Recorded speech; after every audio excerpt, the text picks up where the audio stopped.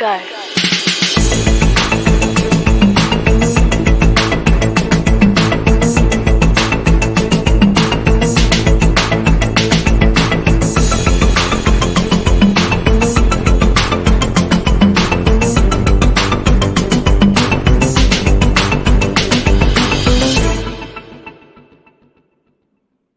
Hello and welcome to Writer Mother Monster, which is streamed live on Facebook and YouTube and then released as an audio podcast on all major platforms. I'm your host, Laura Ehrlich, and this is a special episode on writing, motherhood, and postpartum psychosis. Our panelists tonight are Chaya Bhuvaneswar, a psychiatrist and author of White Dancing Elephants, who has treated postpartum patients in hospital, including at a forensic psych ward for women awaiting trial for harming their children.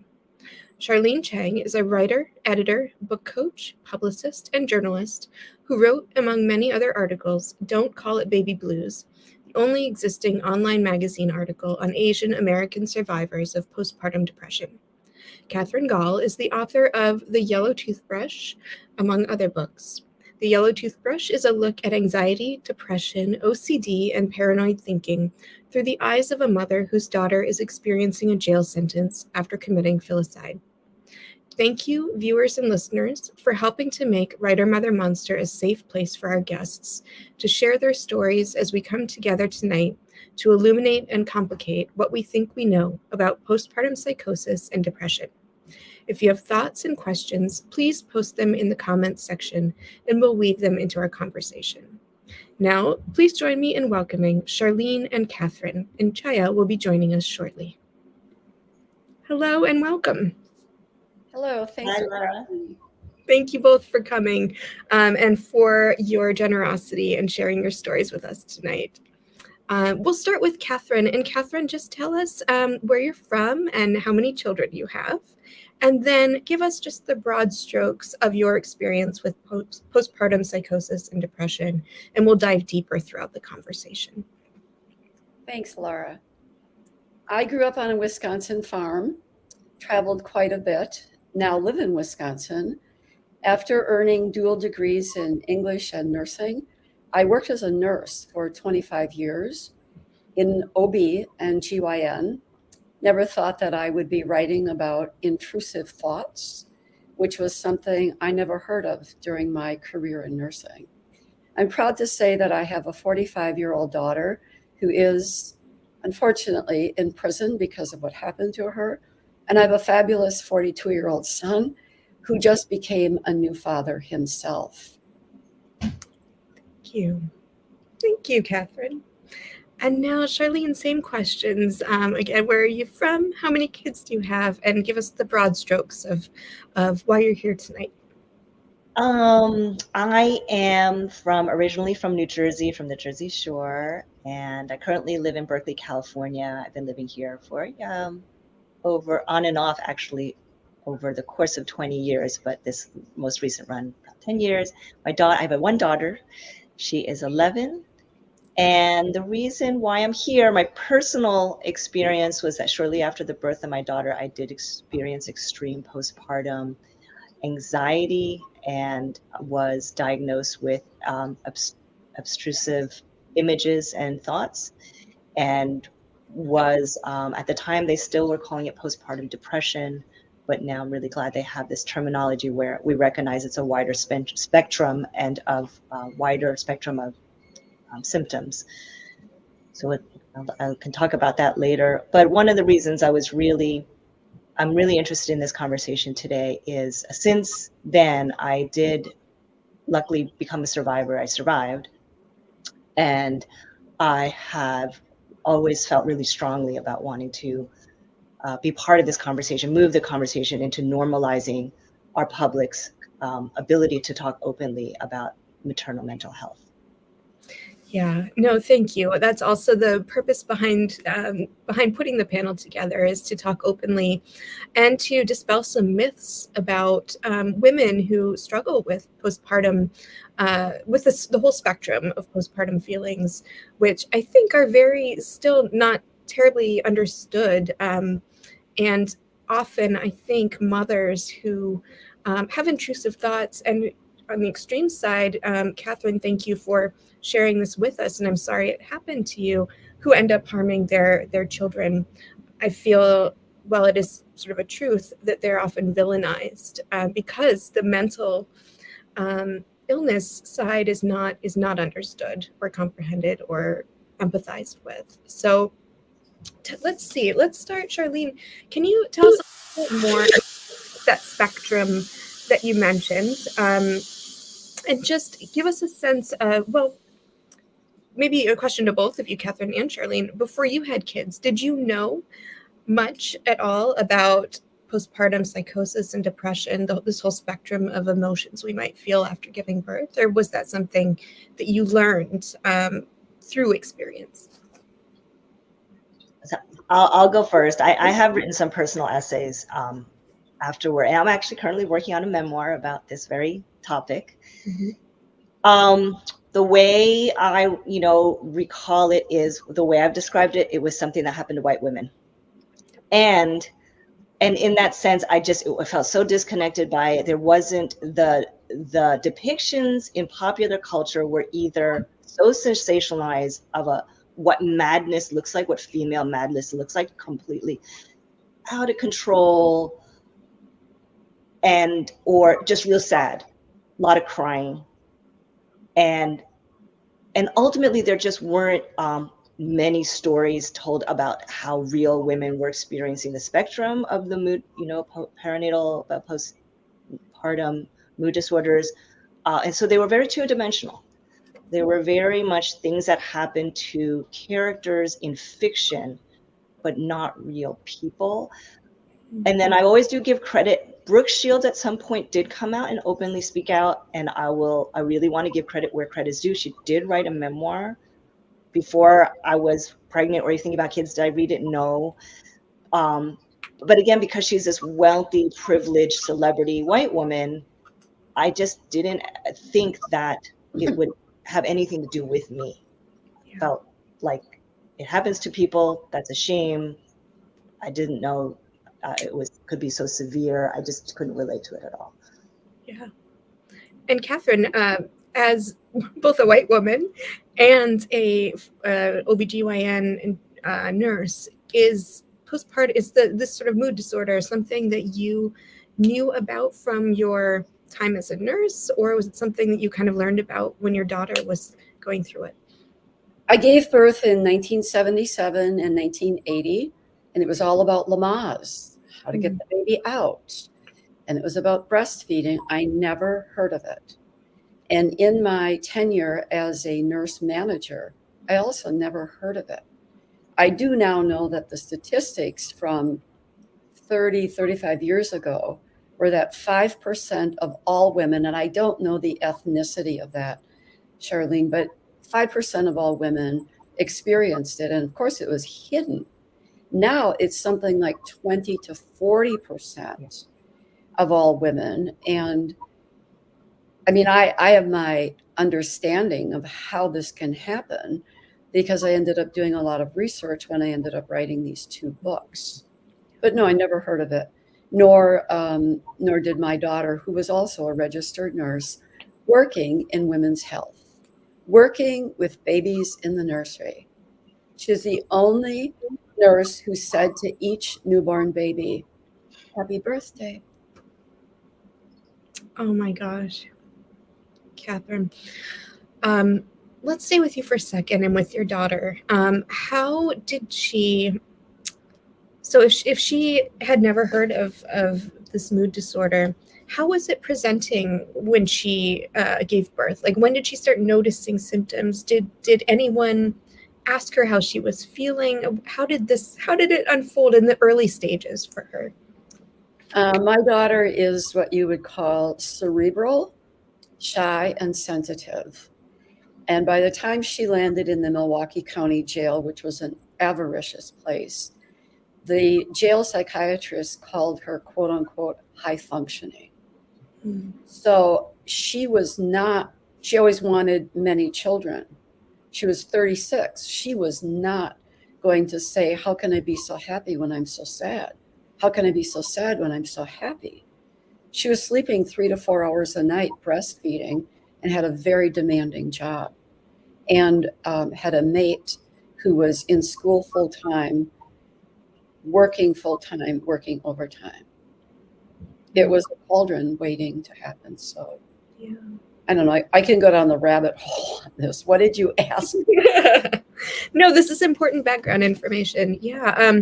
Well, so, I mean, anyone who has given birth, and I would imagine almost all of our viewers have, that's why they're listening, knows how difficult, how brutally hard those earliest days, weeks, months can be, with lack of sleep, and the breastfeeding is so hard, and the hormones and the emotion. So tell us a little bit.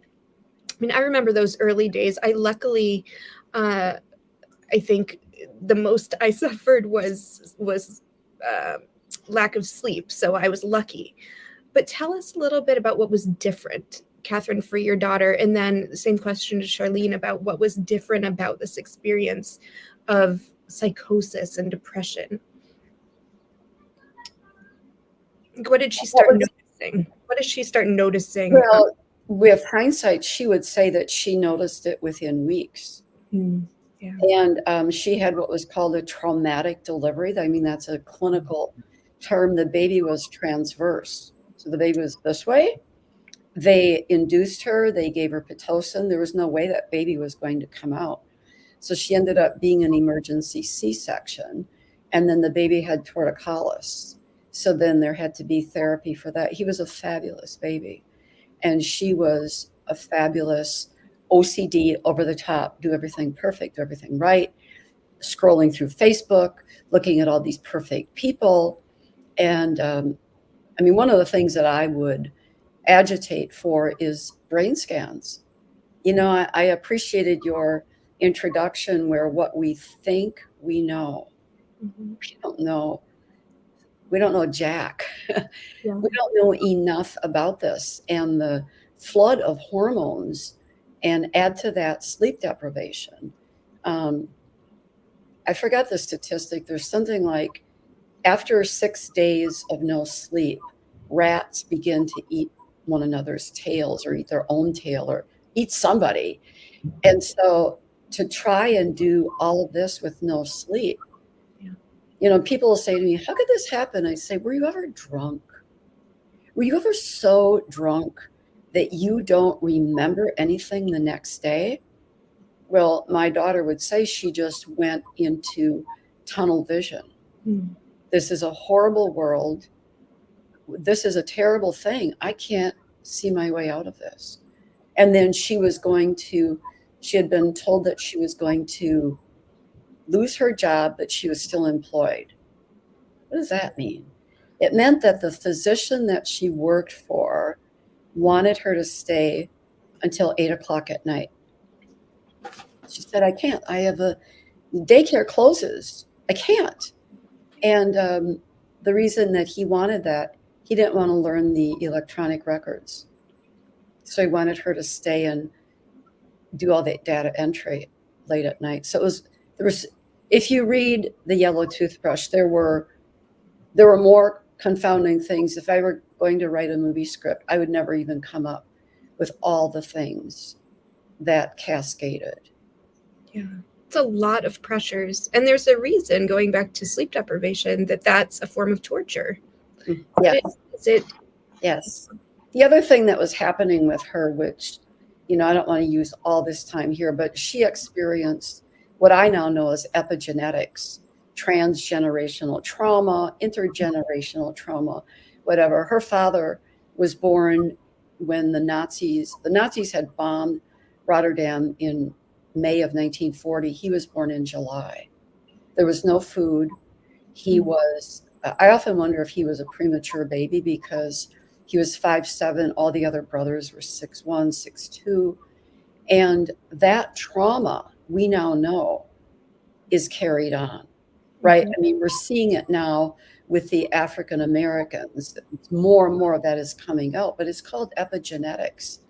And she was a scared person.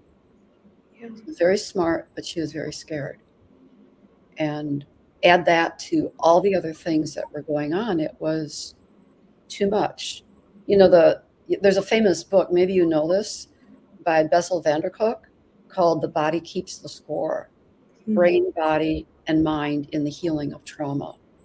So there's a lot of trauma that has come down through many wars, through many military actions.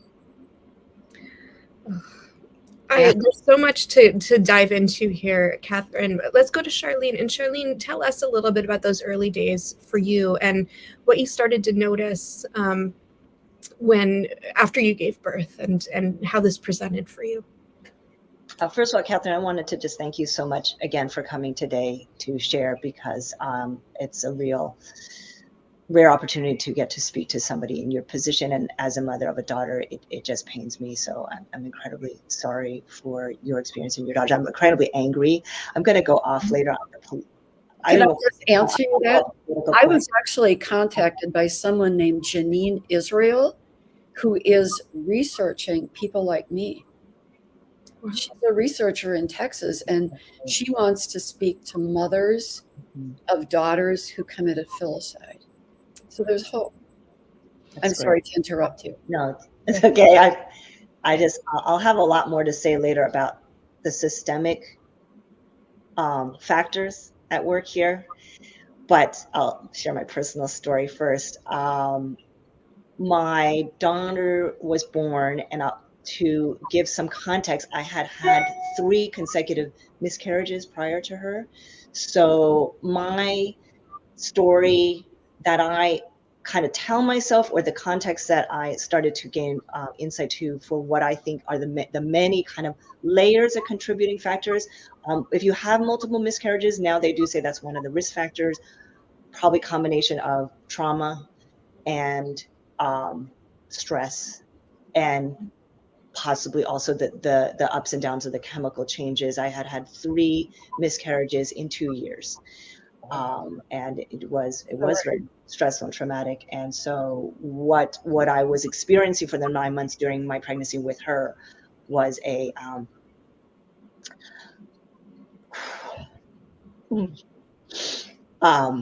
sort of a mental preparation of loss, right? So and I don't think I was aware at that time how that could play out, because you as women, you know, we go through and we're just trying to get to the point of having a successful pregnancy. So I was very also simultaneously thrilled that the pregnancy was going well. I was getting bigger. It was a very healthy pregnancy, thank goodness. So also probably I was caught off guard thinking the worst was behind me. Like, I've had 3 miscarriages, I finally can have a baby, and it's very healthy. My birth overall was definitely easier than even a lot of my girlfriends' births. It was not traumatic. It was not easy. No birth is easy, but it was, I know things could have been way harder. So I felt like I had hit the jackpot in that sense, that I've made it to, like, now my baby is alive. She's healthy. I'm healthy. And I got through labor. It was unmedicated. Yay me. I remember being feeling very early on that first week, just this elation mixed with dire dread of her dying, and just wanting to make sure that she was breathing, and having what I recognize now as like feelings of panicky, like that electrical shooting feeling. Anyway, all of this I would share with people, and they say, well, that's common. This is a newborn. It's her first baby. This is what moms feel. And it's really tricky, because it is really common. That's where I think I want to say that if the fact that this has been going on since day one, that none of this is new, but if this was happening to male bodies, I don't want to put in a binary situation, but let's just say it's happening to men, we would know a lot more. The fact that we are still like, we don't know, is really fucked up. It's really bullshit. So anyway, a lot of people were like, you're experiencing new mom stress, anxiety.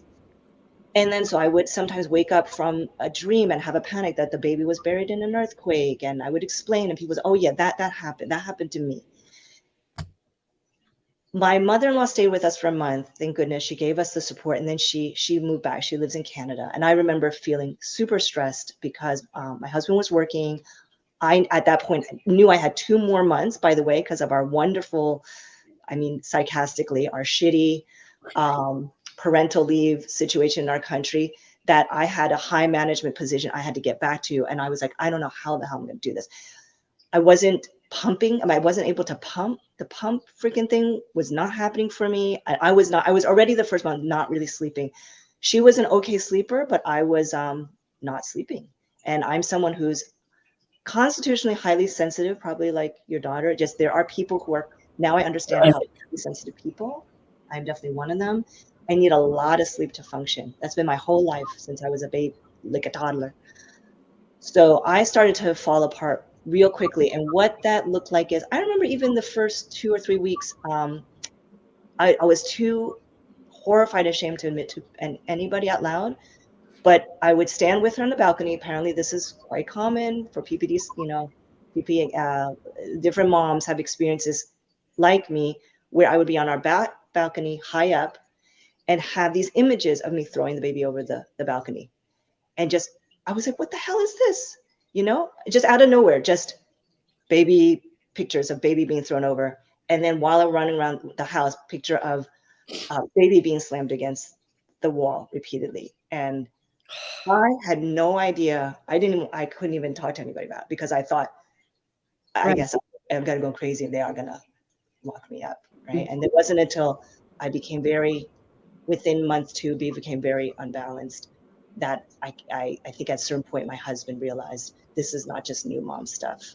And I was really becoming not myself. I was I was not myself. And it was scary. It was terrifying. Kathryn, you also mentioned, well, Sharline, thank you as well for sharing your story. I think this is so important, and I really appreciate, and I'm sure the listeners and viewers do as well, that you both are sharing with us so openly. And I'm sorry that you both had this experience.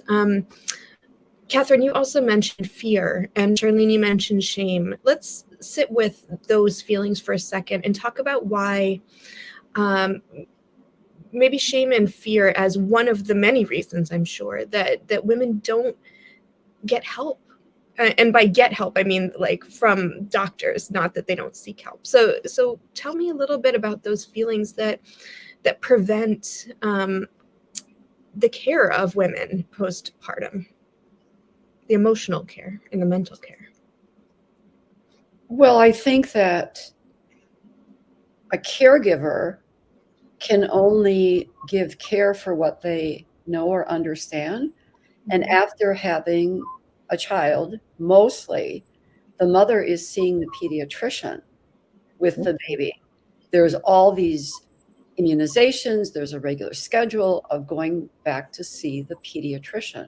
Now, in the old days, family practice or GPs would have been delivering babies, and they did mothers and babies. But we have segmented care. We've specialized care. There's so much to learn out there. So my daughter would, again, with hindsight, she would tell me, she would say things to the pediatrician, and all he would say is, well, you're going to have to make some changes. Should be complaining about the stress or the home life or having to take care of the house, or, you know, she was a night nurse for 7 years, and then she flipped to a day position, left the world of women's health and went into orthopedics and had to learn a whole new language, a whole new everything. So there was no follow-up. And in point of fact, I mean, this happened 9 years ago. There was not really what we would call a postpartum checklist. It's better now. You know, physicians are being trained better now.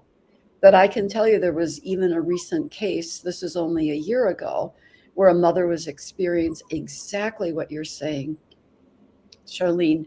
And she told the obstetrician, and they said, come in a week later. And I said to her, you can't go in a week later. This cannot wait. So she did contact the family doctor and got some help that way. But care is it's a prism, not to be confused with prison, which is where my daughter is. It's a prism of care. It has to be therapy. It has to be, thank goodness you had a supportive husband who's like, hey, something is not right here. There has to be somebody at home. There has to be time. There has to be empathy, understanding. And for years, I mean, women have broken the glass ceiling, and guess what? All the glass is falling on us. You know, you cannot be everything to everyone all the time and work like a mad woman. You can't. So that's where the fear is. Now, filicide in the state of Illinois is not criminalized. It's the only state where it is recognized as a mental health crisis. It came very close in Massachusetts to passing also, but it didn't. And so to try and decriminalize, if you really fall off the edge, which is what happened to my daughter, she would be in a mental health place now and not in prison. So sorry. That's what she deserves. That's what all women with, who are going through this deserve. Well, filicide has been around since the Greeks, right? It's in Greek plays. It's not. It's part of the human conditions, and it is cognitive dissonance. How can two things you explained, you love this baby, you were thrilled with her, and then you were going to throw her off a balcony? Both of those are true. They are both true. It is not either or. It is how do we shift it to be toward the health model. It's a combination of medication. Some people need to be separated from their child, which is also, what?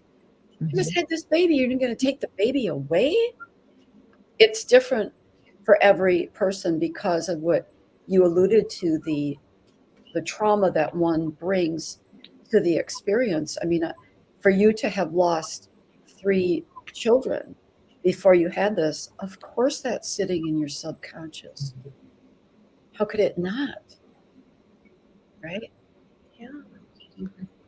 And before we continue, I'm going to welcome Chaya to the stream. So let's bring her in. Hi, Chaya. Hello, everyone. Nice Hi. to meet you. Sorry to be joining a bit late. That's okay. Chaya, we know that you were coming from the hospital, right? From a shift. So. Well, I'm not doing hospital-based work anymore. I'm in private practice, which I feel sort of, it's a bit bittersweet because hospital became really difficult during the pandemic. And a lot of us with kids had to choose between quarantining from our kids versus being in the hospital. So, but I really appreciate being able to join late, and I was so impressed by everyone's bio, and I'm happy to listen and get a sense of what you all were in the midst of talking about before jumping in. That sounds great, Chaya. And thank you. So let's really quickly, I'm going to ask you the same questions our fellow panelists answered, and then we'll dive back into where we left off with the conversation. But Chaya, tell us where you are, how many kids you have. There we go. And Chaya just changed her background for those who are listening. I really like it. I'm about to go play something on the piano and light that fire. There we go. Very cozy. So tell us where you're coming from, how many kids you have, and your experience with postpartum psychosis and depression. And we know that you also have a medical experience with this mood disorder, as does Kathryn. She was sharing with us as well. She has been a nurse, as was her daughter. So Chaya, let's hear from you for a second, and then we'll go back to where we left off.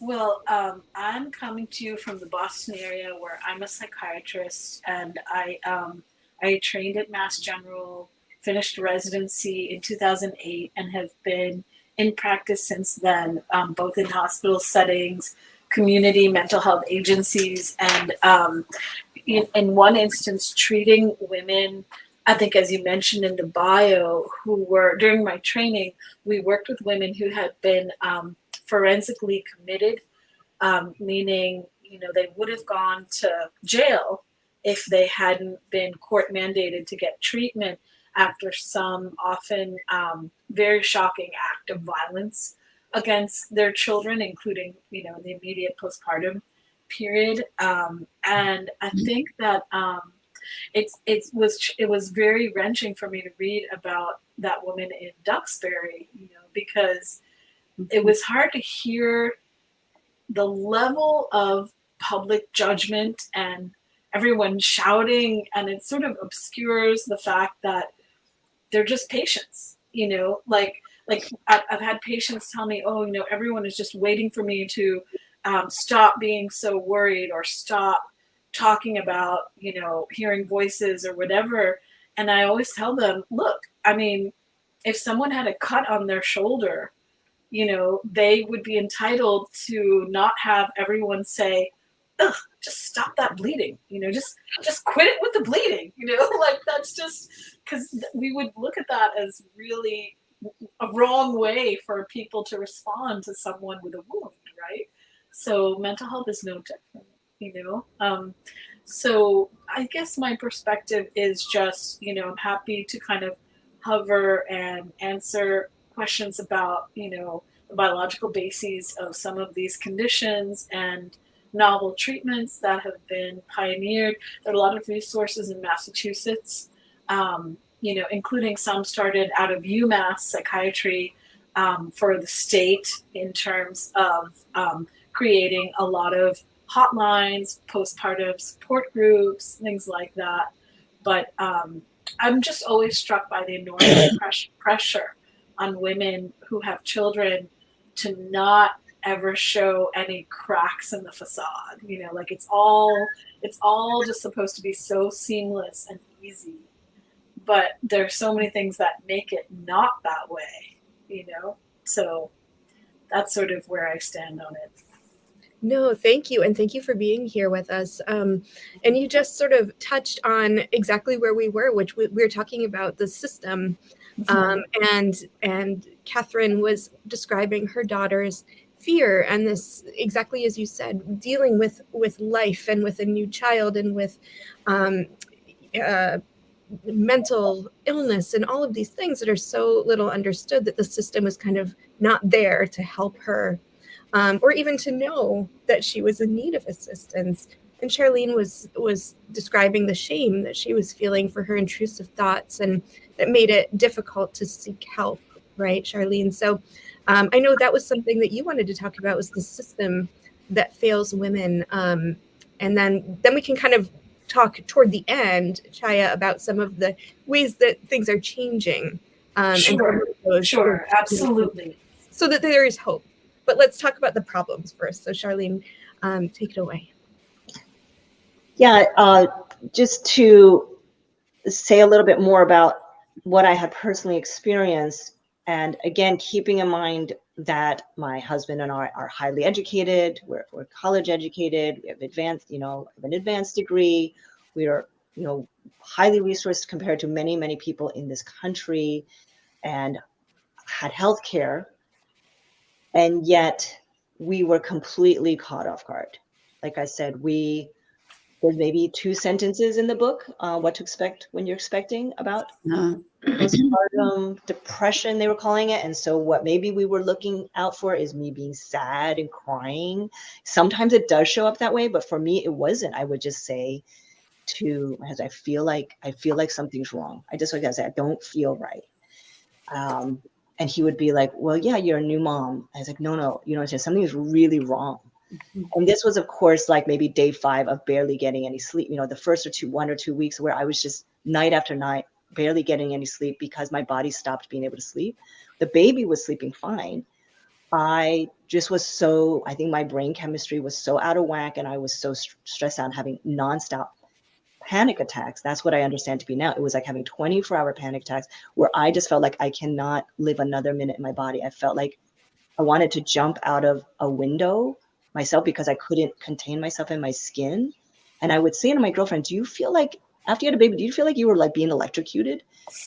I feel like I feel like I'm in a tub being electrocuted with cold water. And they would say no.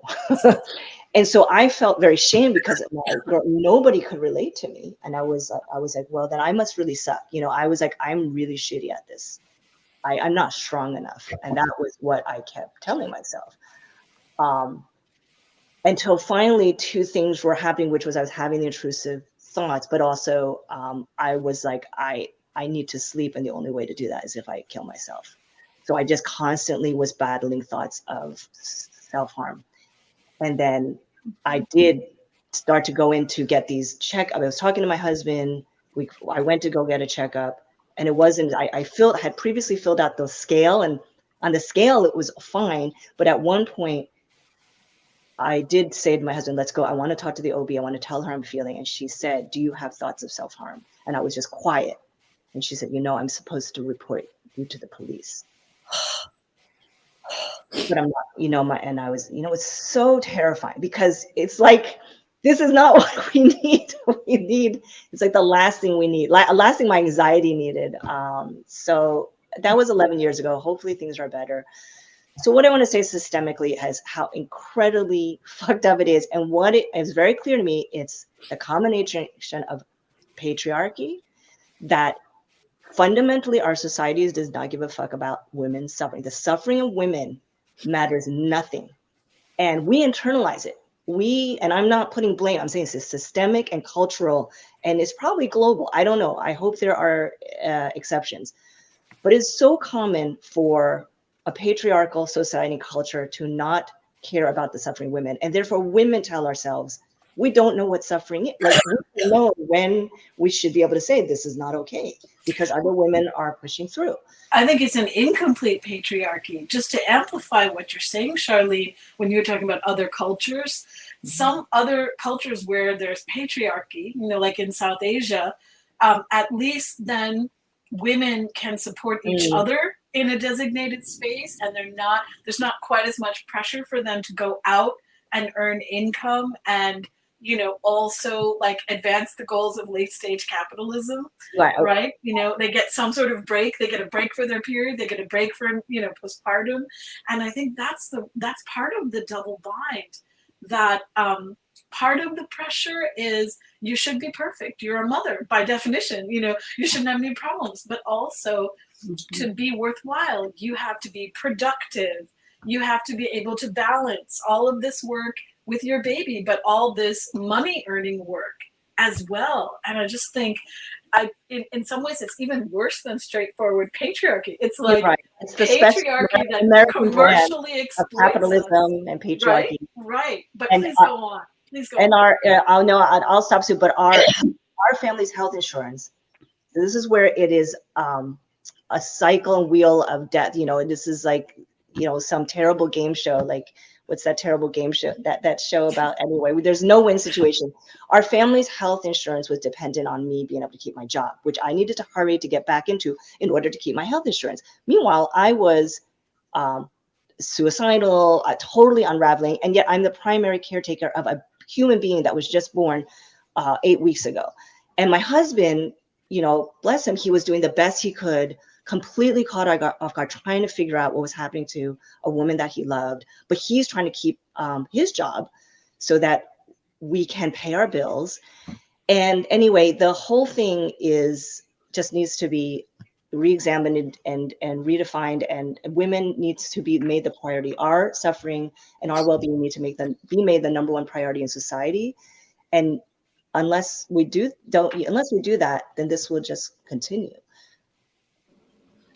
Yeah, I hear you, and I am angry with you and for you, and something definitely needs to change. Kathryn, tell us a little bit. So Chaya and listeners, we've heard Kathryn explain how her daughter was sort of unraveling in the time after the birth of her child, and neither Kathryn nor her daughter had heard of postpartum psychosis or depression like many of us. So tell us, Kathryn, how things unfolded from there for your daughter. If you could share with us, I'm sure, I can't imagine the difficulty of verbalizing what happened to your grandchild. But if you could share that with us, we would be grateful. I'm sorry, can you ask that again? Yeah, could you tell us what happened to your grandchild?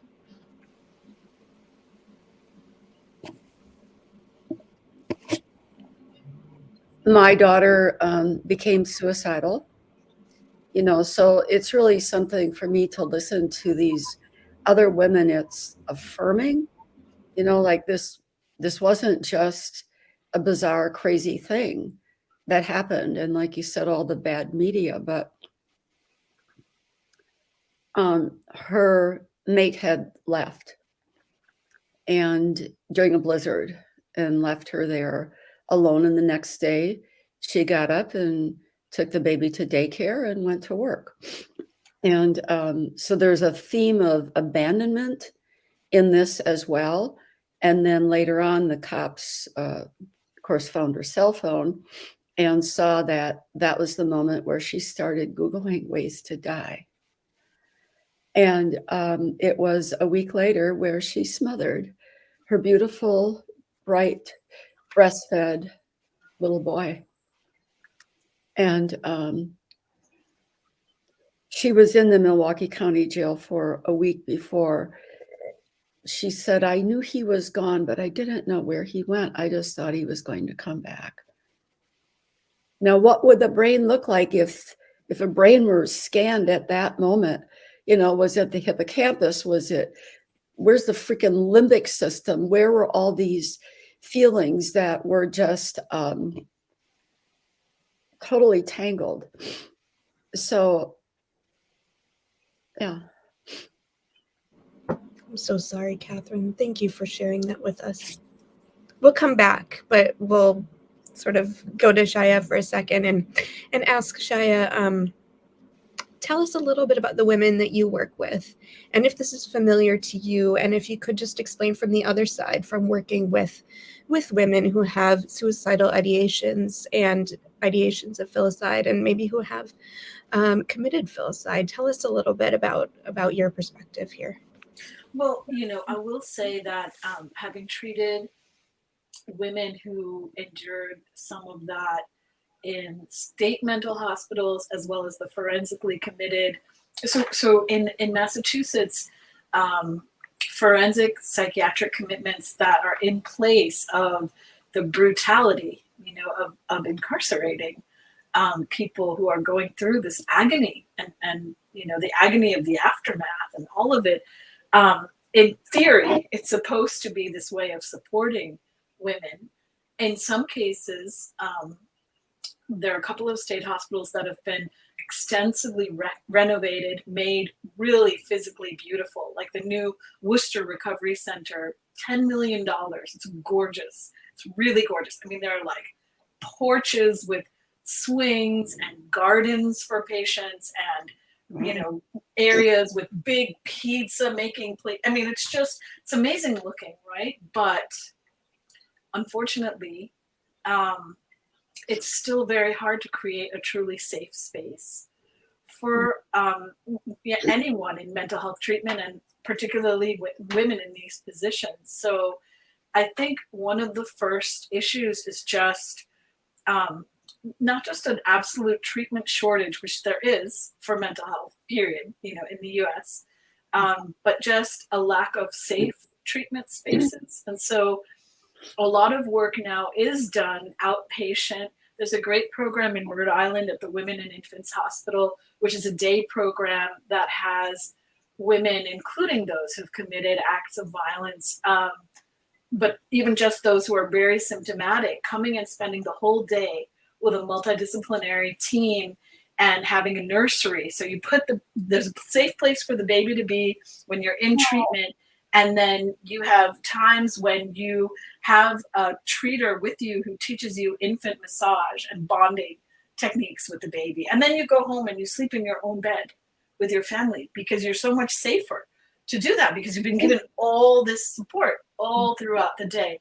And insurance covers it. And, so things have evolved, in terms of really primarily women in medicine coming forward and saying, together, like collectively, nurses, social workers, doctors, everyone, and saying, this has to change. Like, this is just terrible.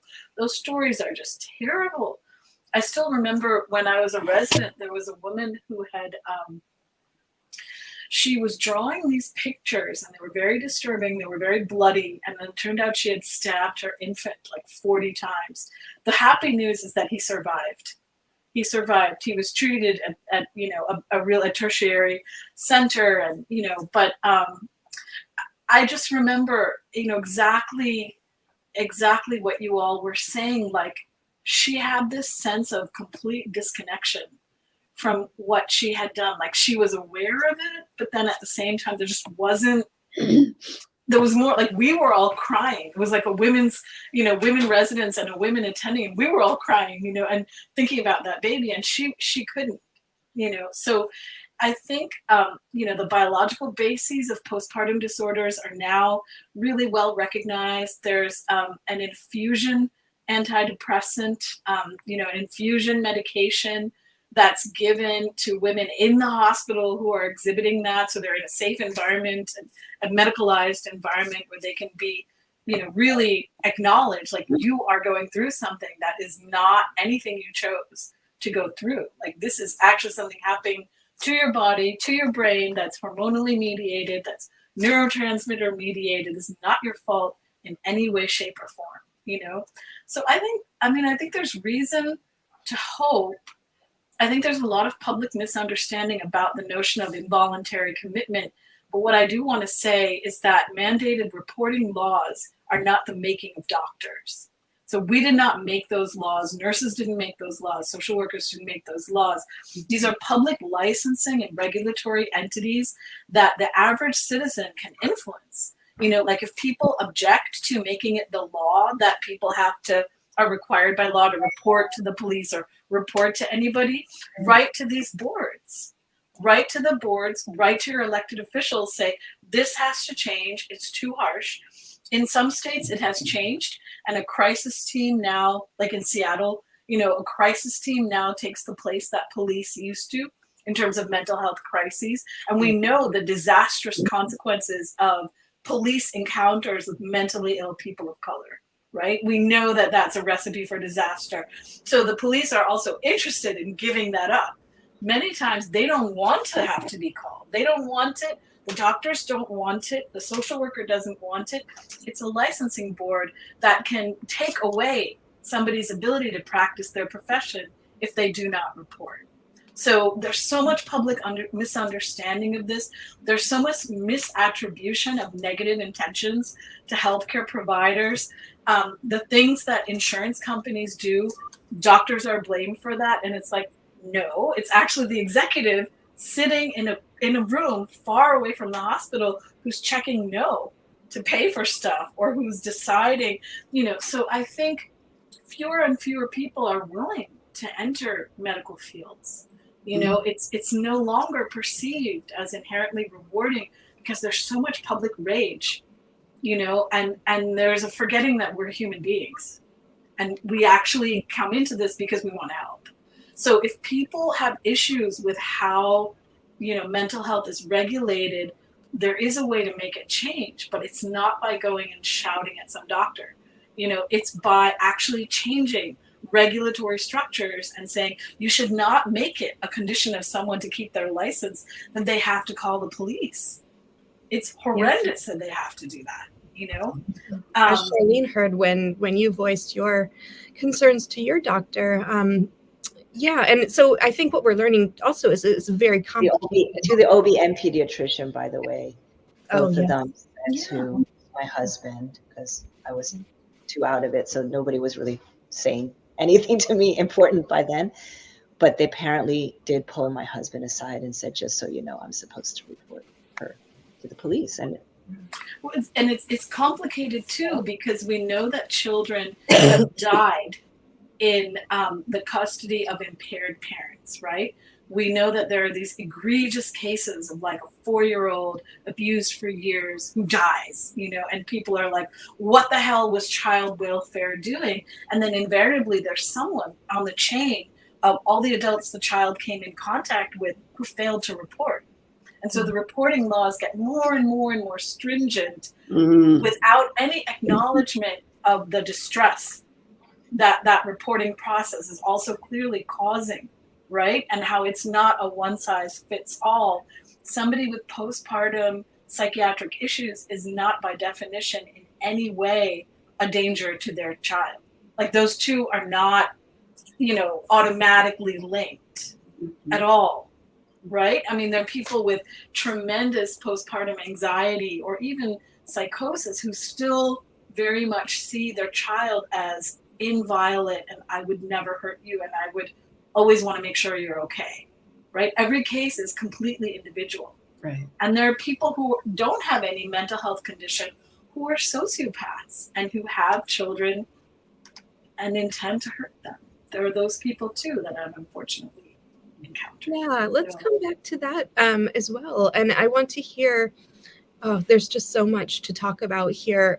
Sharline, tell us a little bit, and then I want to go to Kathryn and hear a little bit about the aftermath and whether your daughter received any sort of support while in prison. So we'll go there, but Sharline, tell us first, sort of after you went home, now with the fear of being reported, what happened from there? Did you find any sort of, did anyone offer support or treatment? How did you deal with these feelings from there?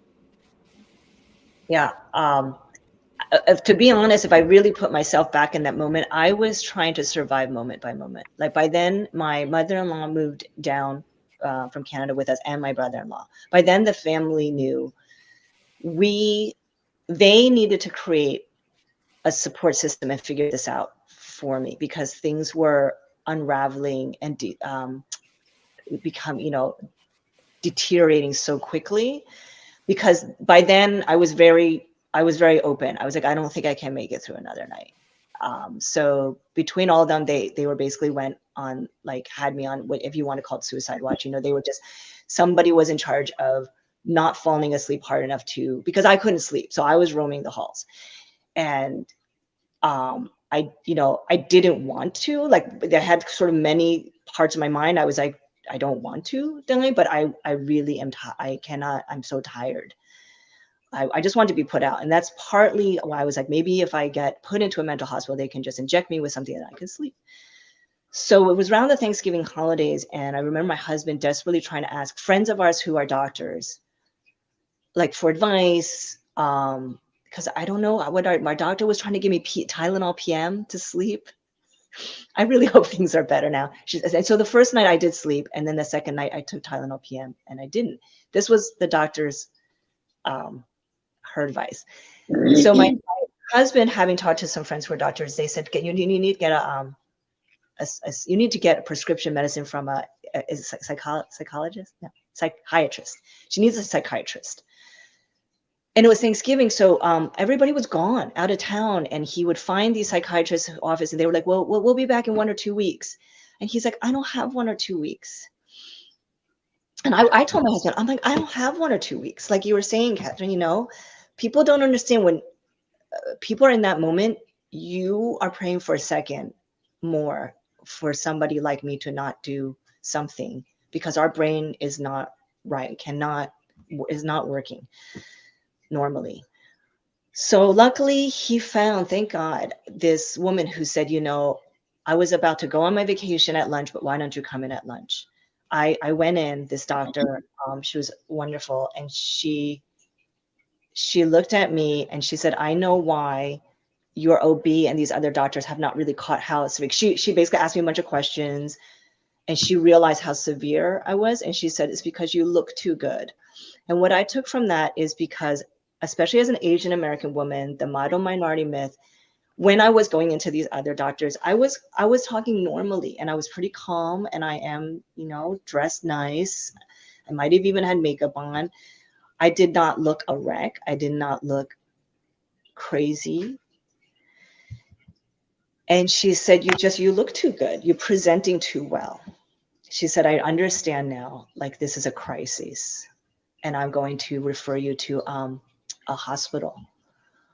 And I was both terrified, but I wanted it. And my husband said, I feel safer if you're home.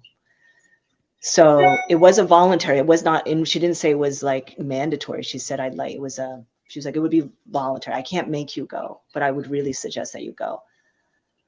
So, but long story short, she referred me to somebody else who was able to prescribe me medicine, an antipsychotic called Seroquel. And I got very lucky in that a lot of times these things apparently are throwing darts in the dark, in terms of what will work for a particular brain. Everybody's brain is so different.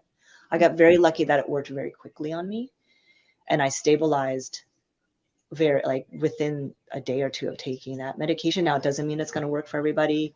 They had tried me on a bunch of stuff beforehand, Klonopin, different antidepressants. They worked a little, but it was really the Seroquel. And I was so reluctant to take it. I was so terrified to take a medicine that strong. I don't even take aspirin. I'm like, I live in Berkeley. I say, like, I sage myself. I'm all about natural, holistic health. So I really resisted. And that meant I had to stop breastfeeding. And it was, anyway, I don't know if that answered your question, but that is what I went through. And that is sort of how, I guess, in my own case, I was going simultaneously getting talk therapy, and I was in a support group. One of the very few, even in a place like the San Francisco Bay Area, which is very progressive and liberal, there was only one women's talk therapy support group for miles, and it was close to my house, but this one therapist was offering it and nobody else for a very large region. She was the only one, and that women's group helped me a lot. I'm so glad you got that support that you needed and advocated for yourself, and that the medication worked so quickly. Chaya has had to leave us, but that is okay. We'll continue talking for a little bit longer here. And Kathryn, I want to go back to you and tell us a little bit about, if I know, again, this is so hard, but tell us what happened after. And yeah, I'll just stop there, and then I'll ask a few questions to follow up. Well, the double tragedy is she failed at her own suicide. After she had smothered the baby, she got into the bathtub, apparently with all of her clothes on, and put a toaster in there because that was one of the things that she had read. She forgot that the bathroom had been renovated, so there was a ground fault interrupter in there, which prevented the flow of electricity going into her. And I think it was hours later where someone did a welfare check or called in a welfare check, and the cops went there and found her in bed, still alive. And by then, I think she had not eaten for 48 hours. Her contact lenses were still in her eyes. Of course, they found the baby, and then they took her down to the cop shop. And at 2:00 in the morning, she waived her Miranda rights and spilled her guts. She then was assigned 2 public defenders and was in the Milwaukee County Jail for 3 months. And one of the experts that was brought in to see her was Dr. Philip Resnick. He, at that time, was the forensic psychiatrist expert in the United States on filicide. He had studied women like that when he was in medical school. I want to say he's probably 78 or 80 years old now.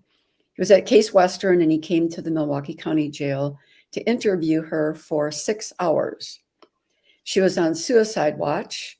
She was not allowed to wear any underwear. She had bare arms and legs, bare feet on a cement floor.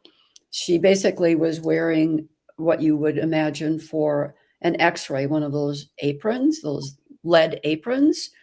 And she was handcuffed, shackled around her waist to a chair, and her ankles were also shackled to the chair. So she was interviewed for 6 hours, and he gave her a diagnosis of severe depression, OCD, paranoid thinking, and generalized anxiety disorder. You know, that whole cocktail of what the hell do we call this? Like we don't have the language for it yet. And they wanted to get 2 more experts. And my daughter decided to plead guilty because she could not tolerate the abuse in the Milwaukee County Jail, being called baby killer, being cared for by low-educated people who really, I mean, who could understand this. It's happened in my family. And even though I've written 2 books about it, I come close and I say, you know what? Ultimately, I still don't really get it. I don't really get it. And she doesn't really get it either. And now she's in, so she pled guilty. And there was a chance that maybe she could have gone to trial and been declared NGMD, not guilty by reason of mental defect. The original charge was first-degree intentional. The attorney did get it, you know, in combination with the DA, first-degree reckless. The first charge carried 40 years. The second charge was 25 years, 10 to 25 years. And of course, when she was sentenced, they gave her 25 years. And I was told, you should be glad. It could have been worse. And then there was an appeal, which lasted 4 years. And in the end, she dropped the appeal, and I endorsed her doing that because it would have gone back to the original charge. And she's like, what's the chance in Milwaukee County of a jury of your peers saying, yeah, this is mental illness? You know, I mean, the analogy or the anecdote, I should say, is there's a man on there. He's like, you know, my aunt was nuts, but she didn't kill her baby. So we make emotional decisions. You could have brought in all these experts to show that it was mental illness. Philip Resnick, by the way, saw Andrea Yates. He saw the Unabomber. He saw Susan Smith. I mean, the man was brilliant. Now the newer expert, and she actually has blurbed one of my books, is Michelle Oberman. I think she's at Santa Clara, and she's teaching there, and she's also an expert on filicide. So, you know, now my daughter endures anybody in prison calling her baby killer. Yeah. Oh, God. So this leads us to the perception of mothers who commit filicide or even consider filicide or have intrusive thoughts. And Sharline, your word shame still sticks with me. Yeah, and so public opinion, and as you said, Kathryn, people who are uneducated about this, which is, I think, most of society, responding from emotion, because of course it's horrible when a child dies. But I have to say, I never understood the genre horror. I write fiction, nonfiction, poetry. I write mostly about human relations, but I have never been interested to write nor to watch horror movies. And it was only recently that that is like the most rented thing. People are fascinated by horror, that they're only fascinated by it if it's imaginative. When it happens for real, it's abhorrent.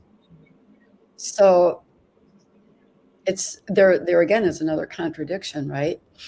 yeah. Horror sells.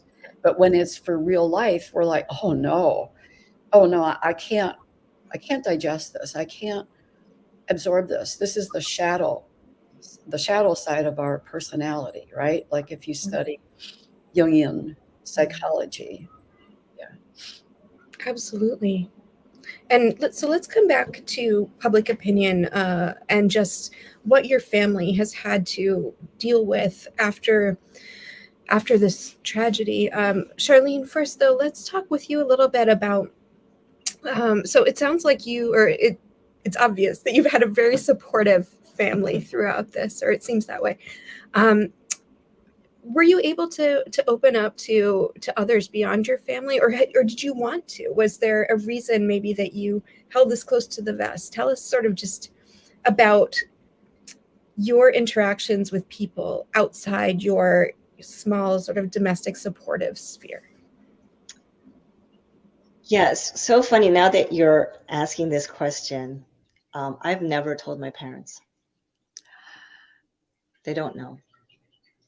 And Tell I've us. written about it. And I guess I just have always written on the hope that they don't use the internet that much Why have you not told them? because of the shame and the fear of judgment, and also I think initially not wanting to cause them anxiety and distress, and not wanting them to basically to cause them a lot of distress.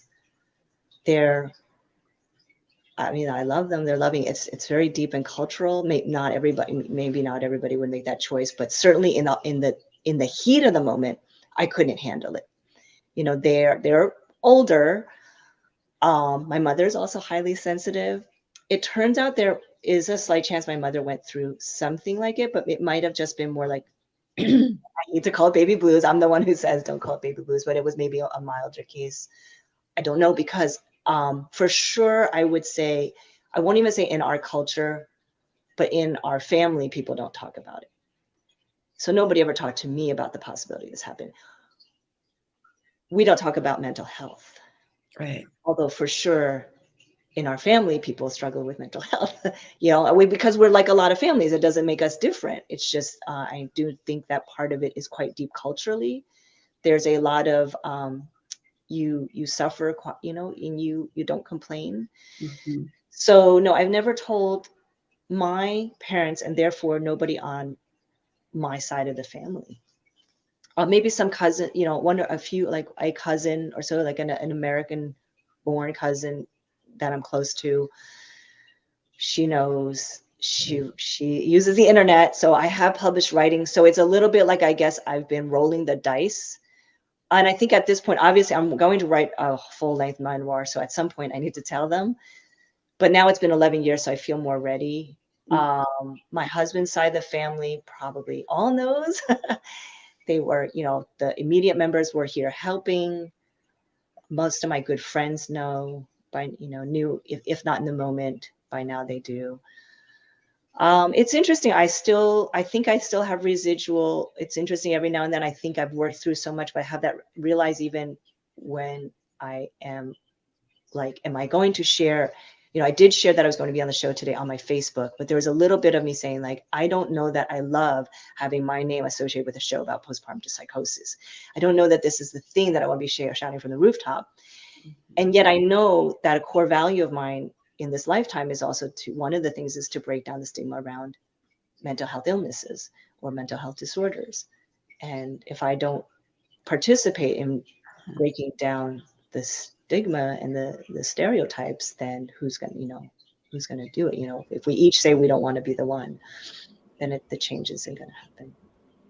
Absolutely. And I think you're very brave to share. And as you said, you've written about this, excuse me, in a public space. What has the reception been to your articles about this subject? So my first article I published about, I guess, 10 years ago, about when my daughter was 1, because I had said to myself when I was in the depths of it, if I survive, because I really, really doubted, I didn't know if I was going to survive. I said, either my body is just going to give out, I'm going to die, or I'm going to do it myself. I really just thought I might not make it. But I said to myself, because I couldn't find anything on the damn internet, I kept trying to put in Google searches like, had baby, feel like shock, feel like so tired, want to die, and maybe some things came up around postpartum depression, but I'm like, I'm not sad, I'm not crying. And then the few articles were written by white women. There were pretty much nothing written by color. I said, if I survive, I'm going to write something. I'm going to write about this. And so a year later, I wrote an essay just about my whole experience, and I submitted it to a magazine called Mutha magazine, MUTHA, which, if listeners don't know, please check it out. Fabulous online magazine. The reason why I pitched it there is because it was brand new and I was hoping nobody would read it. No offense, Mutha. Now they're widely popular, but they were brand new. No, I had never heard of them. Nobody I knew had heard of them. I thought at least I can get it out there, get it out of my system, but nobody I know will have read it. It got a huge response. Very moving. I heard from women all over the country, maybe some from other countries. and I got inspired. Then hospitals or doctors and different organizations started reaching out to me to publicly speak at their conferences. And so I did a few of those, talking to doctors and nurses about my experience. And then I decided I wanted to write specifically about the Asian American mother's experience. And I did that for HYPHEN. I worked for about a year or two on a long form piece for an Asian American online magazine called HYPHEN. And people can still read those articles today. Thank you for sharing them, Sharline. I think, again, this is so important to talk about and to educate the public about. Kathryn, can you tell us a little bit about the aftermath for your family?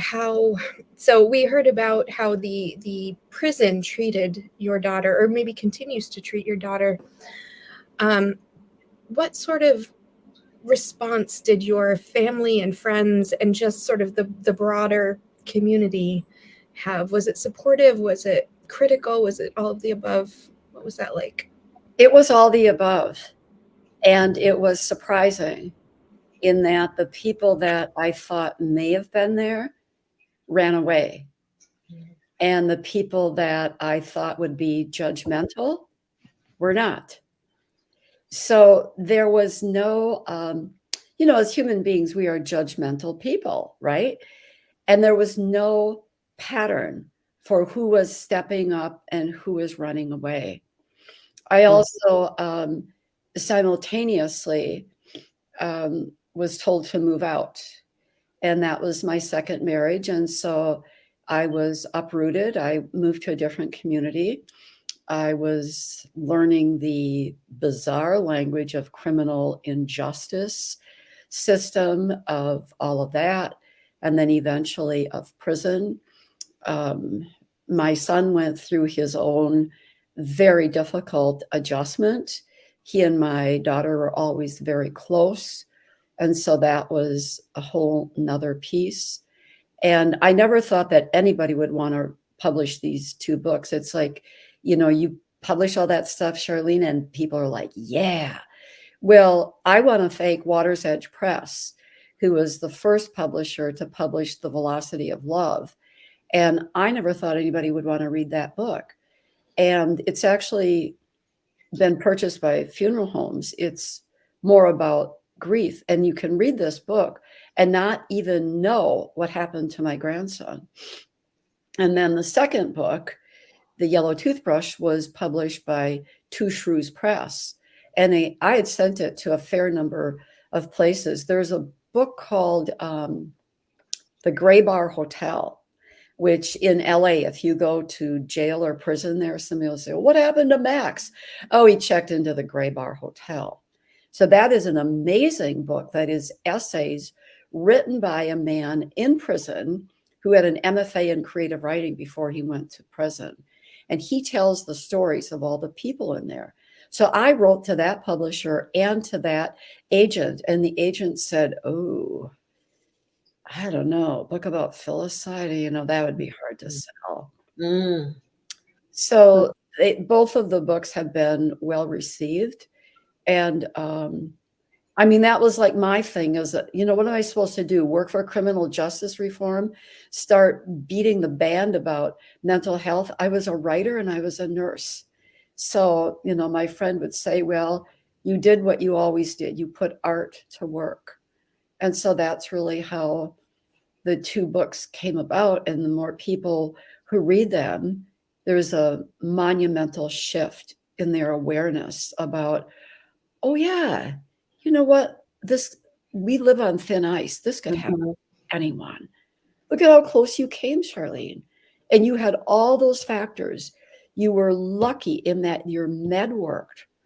I always hope that with the Human Genome Project, they were bragging about target medicine, that we would know exactly which pill was going to work on which brain cell.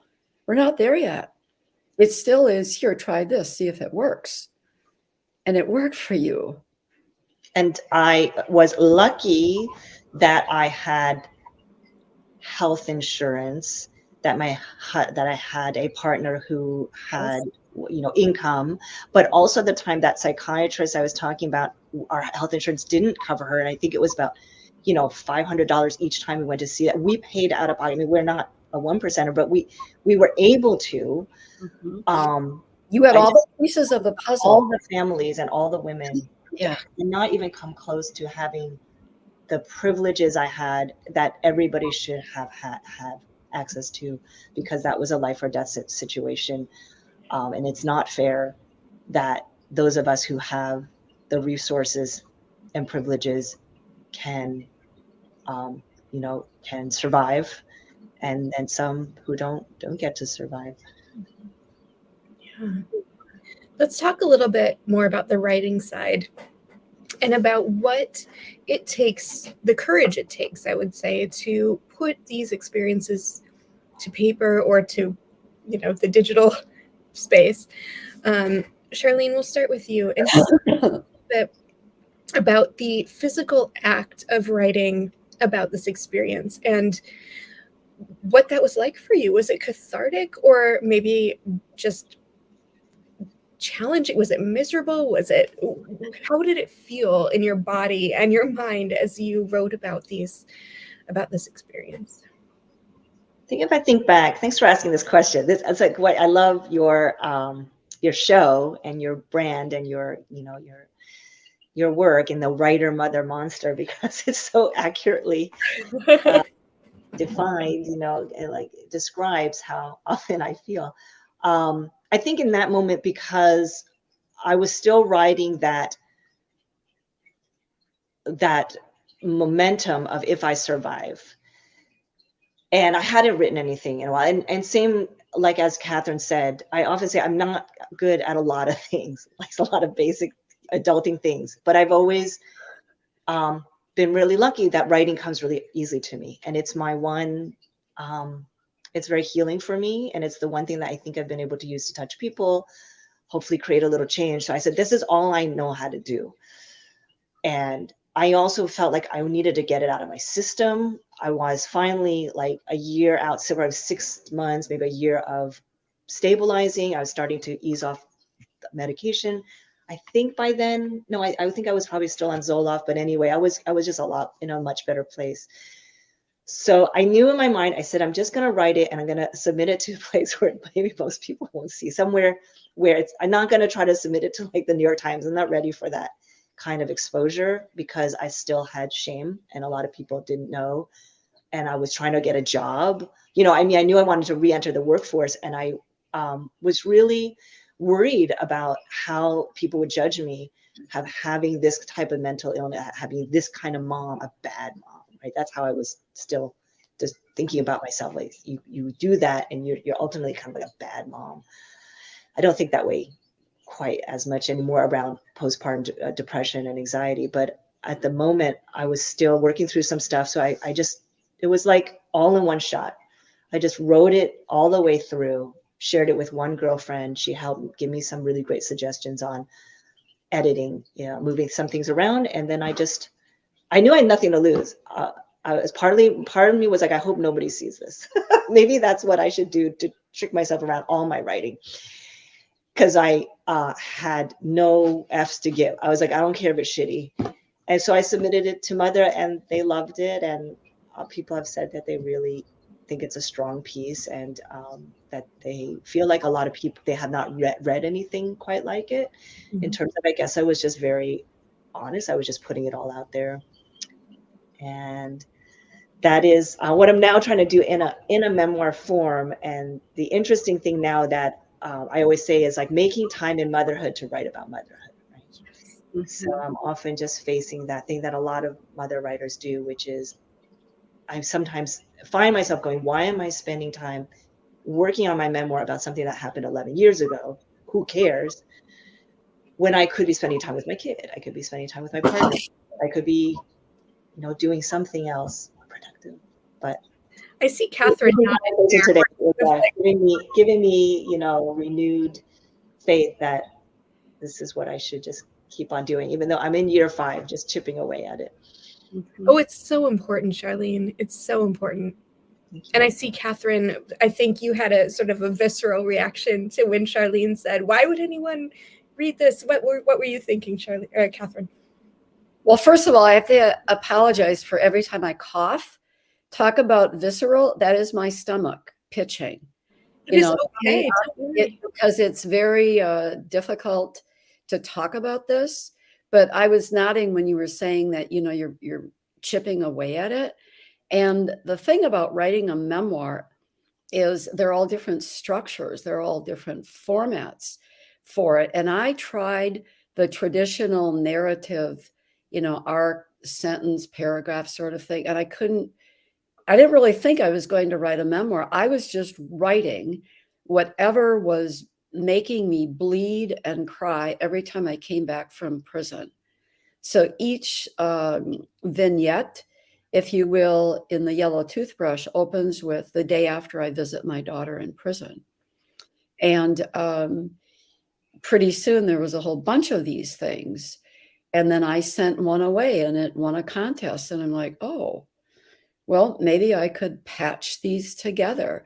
So it doesn't have any defined structure. It's not poetry. It's not hybrid. It's not vignettes. It's Kathryn Gahl. And the reason that you have to tell your story, Sharline, is because it's your story. And once it gets out there, other people are going to relate to it and know that they are not crazy, that this dichotomy is real. Now, as a nurse I graduated from Syracuse in 1975, and we studied a woman named Riva Rubin, Rubin, and she actually defined the 3 phases that a woman goes through after having had a baby. One is called taking in, taking hold, and I honest to God forgot the 3rd term. But in the last 30 years in this country, there is no time for a woman to take in, take hold. I think it's called take charge. That the involution of the uterus is happening at the same time that all the hormones are switching, that the breastfeeding is or is not going well, and that's fine too. Bottle feeding is, that happens also. But now with all the pressures, as Chaya talked about, to produce, it's not enough to be a good mother. You got to be out there hoofing it. You got to be making money, making points, making whatever. So, and you better look good while you're doing it. Yes. And, that was the thing about my daughter. I mean, this all happened during a blizzard, and I'm talking a true blizzard winter in Wisconsin in 2014. The last week, she came to work without her makeup on or her hair done. And she's a gorgeous redhead. And not one person said to her, "What's the matter? How are you?" Mm-hmm. It was a new work environment. Nobody really knew her. So there was a lack of, professional support, social support. Yeah. And look good while you're doing it, right? Yeah. Kathryn, tell us a little bit, we'll stick with you for a second, about writing these memoirs, this 2-book series about what happened in your family. And where do I want to go? There's so many directions, but we only have a few minutes left, and I'm conscious of your time. So why don't we talk about, let's stick with the craft of writing and talk about, so you said, the moments that made you bleed or cry on the page. How did you then sort of take those moments and make them, I don't know how to ask this, like literary, right? Like a book that then others would read, as opposed to, say, journal entries that you're sort of releasing the anxiety and the tension and the pain. So what's that process of crossing the boundary from personal writing to public writing when it comes to something like this? Well, when I decided to, quote unquote, become a writer rather than get an MFA, I went to a lot of conferences. And at one point I took a poetry class thinking, well, I should expand my horizons. And it turned out that that's probably my core, is that I'm a poet. And of course, that helped me write better fiction and nonfiction. So to back this up a little bit, when all of this happened, I ended up going to 6 therapists. And you can either talk and rant and drink your way through stuff, or for me, it made more sense to try and write it down because I was not inhibited. The thing that helped me the most was brain spotting, which is, you're nodding like you know what that is. It's a form of nonverbal therapy where if I'm looking out at an image, that is also the same image where it's caught in my brain and it's outside the language center. So that again maybe sounds like a contradiction, but I was able to get into the parts of my brain. They use it for Vietnam vets. They use it for people coming back from Iraq, for people who have suffered severe trauma. In some people, it works. They tried it with my daughter. It didn't work because it re-triggered her. It took her back to the moment. For me, it released it, and then it released it in this writing. My very first experience with trauma was being abandoned by my first husband when my children were 9 and 12. And I thought, and I was working full-time as a nurse, I thought of keeping a journal. And I guess I thought, what good is that going to do? It's just going to be diarrhea on the page. Who cares? And so without having any training in craft, I wrote my first short story. And it took me a year. And it was a story about what happened with my son, with the sudden disappearance of his father. And so I don't know, if you're gonna do something, make art of it. Tears in Heaven by help me out, who wrote that famous song? Oh, yeah. You know what I mean? So his child fell from an 8-story window in New York. Eric Clapton, thank you. And he wrote that song.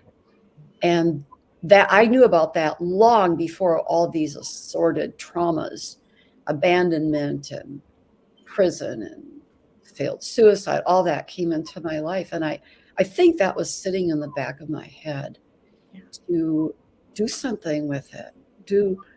There's a story about Manet when World War II broke out. He's like, I don't know what to do. So he went to the south of France and he painted to push beauty and gratitude into the world instead of just joining the forces of, soldiering, stuff like that.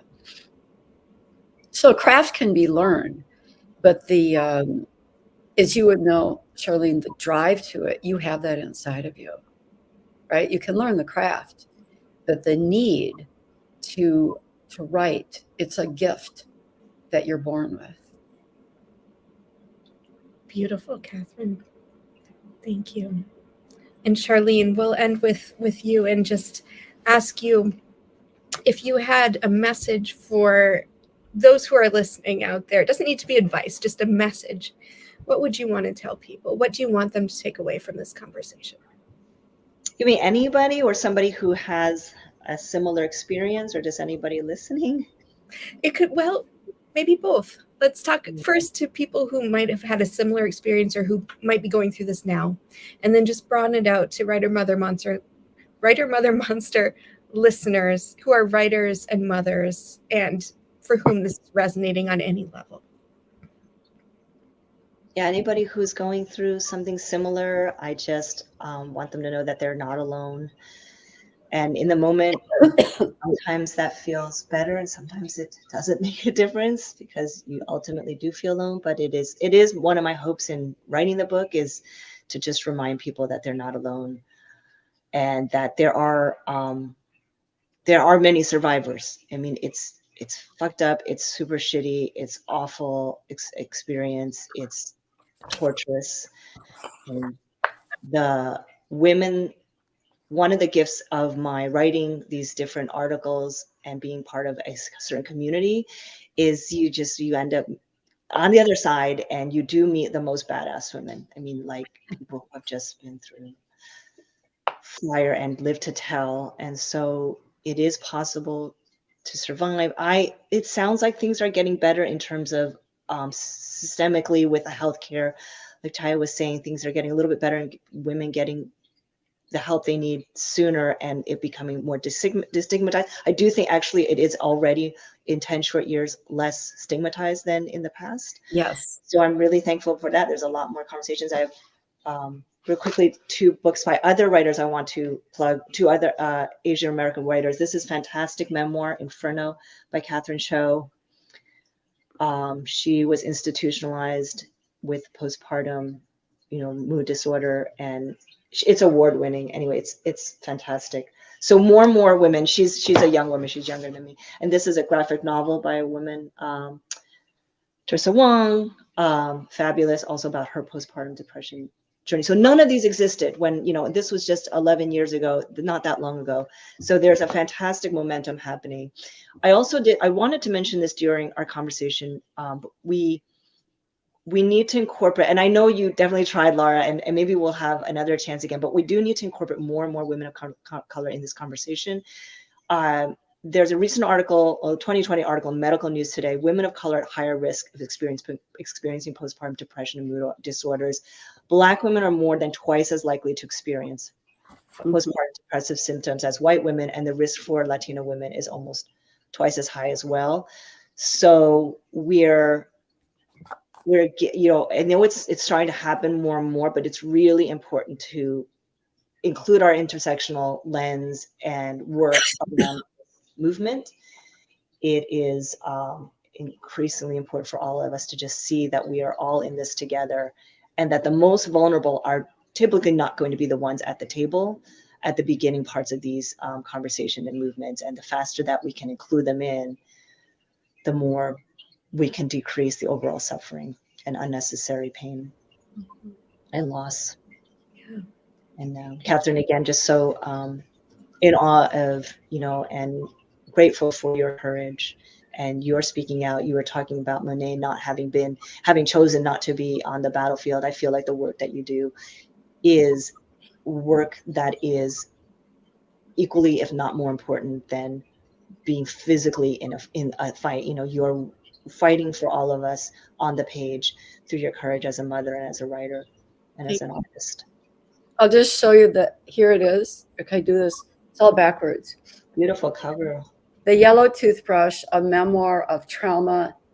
And this is we can see it. It's great. So that's one of them. And then this is The Velocity of Love.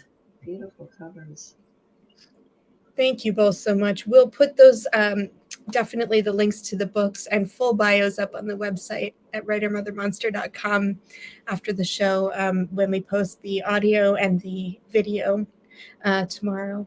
Laura, can I just give you Absolutely. one piece of it? Please do. So this is the one from The Velocity of Love. And of course, it applies to loss everywhere. It's called Mourning.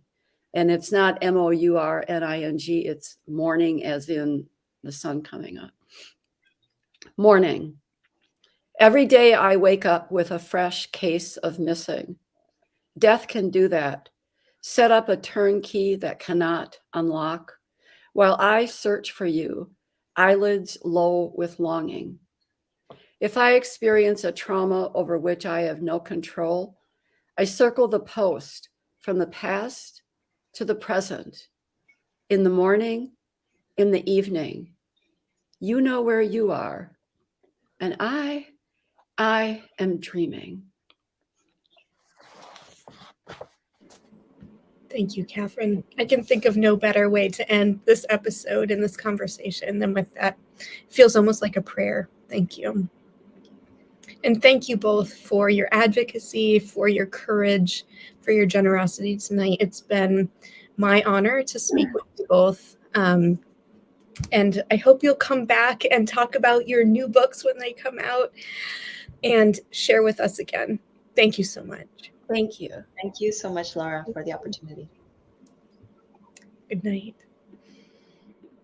And thank you all again for joining us as well. Thank you as well for making this a safe space for our guests to share their stories, which were, I know, very emotional, but so vital and so important. So again, if this episode resonated with you, if it helped you, please spread the word. Please consider becoming a patron or patroness of Writer Mother Monster. You can find details on the website. And I hope you'll join us again for the next episode coming soon. In the meantime, have a good night and thank you again.